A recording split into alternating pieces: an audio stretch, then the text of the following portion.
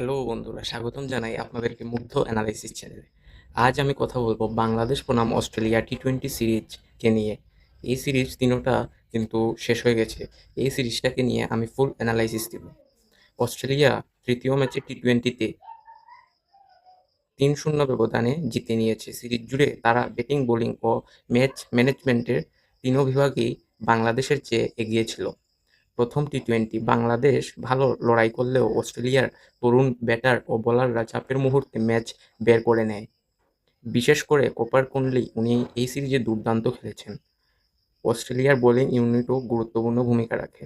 দ্বিতীয় টি-20তে এটাই ছিল সিরিজের টার্নিং পয়েন্ট।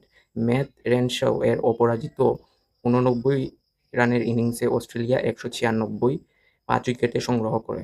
জবাবে বাংলাদেশ ১৮৯ ৬ উইকেট পর্যন্ত পৌঁছালেও শেষ ওভারে ম্যাচ হাতছাড়া করে ৭ রানে হারে।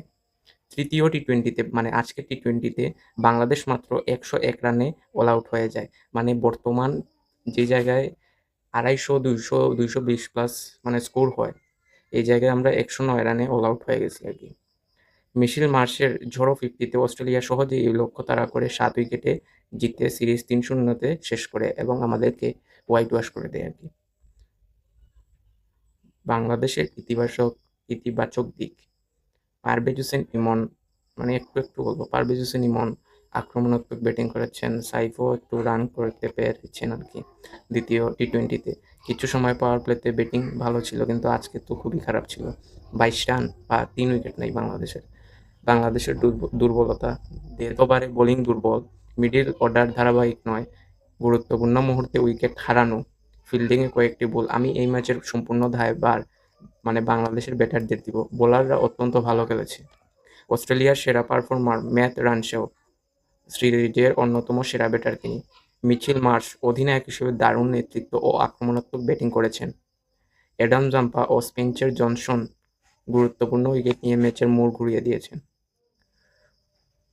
বাংলাদেশ কিছু সময় ভালো ক্রিকেট খেললেও পুরো বিশ্ববার ধারাবাহিকতা দেখাতে পারেনি। অন্যদিকে অস্ট্রেলিয়া প্রতিটি ম্যাচে পরিকল্পনা অনুযায়ী খেলেছে এবং তাই ৩-০ ব্যবধানে সিরিজ জয় পুরোপুরি প্রাপ্য করেছে।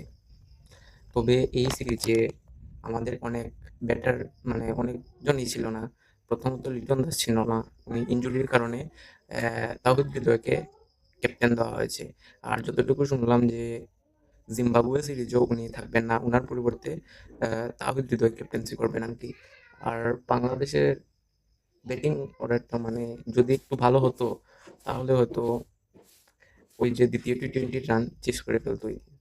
তবে আর কিছু বলব না। আর এইরকম অ্যানালাইসিস ভিডিও আরও পেতে অবশ্যই আমাদের চ্যানেলটিকে সাবস্ক্রাইব, লাইক এবং শেয়ার করে যাবেন।